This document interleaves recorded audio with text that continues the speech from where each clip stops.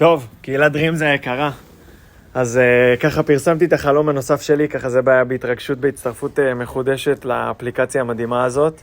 אז החלום שלי זה שיהיה קהילה של 100 גברים בישראל ביחד איתי, שאנחנו מגשימים חלומות ביחד, מחלימים מדברים שהיה לנו פעם, ורוקמים לעצמנו חיים פשוט מדהימים. אנחנו נפגשים פעם בחודש, עושים דברים מיוחדים עבור עצמנו, ויותר מהכל, בצורה הכי פשוטה של זה, זה מנקים ומרפאים את עצמנו מהדברים שמפריעים לנו מלהגיע לאן שאנחנו רוצים להגיע, מלחיות איך שאנחנו רוצים לחיות, ומלהפוך לאדם הזה שאנחנו כל כך משתוקקים כבר להפוך להיות הבן אדם הזה.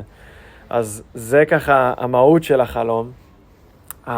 בקהילה, מעבר מהגברים שנפגשים פעם בחודש, אז מבחינתי זה אנשים שעברו את הקורס שאני מנחה אותו היום.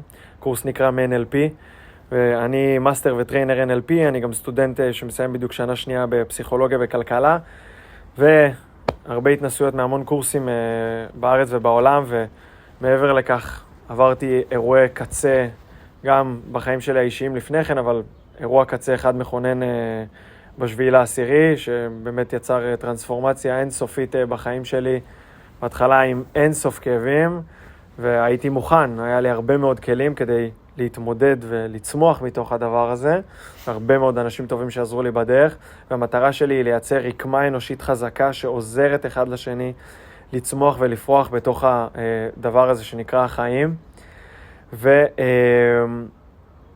ואנחנו גם נעשה, זאת אומרת, אז המבנה הוא קורס, הצטרפות לקהילה, מפגש חודשי, סדנאות פעם או פעמיים בשנה, אולי אפילו גם סדנאות בחו"ל.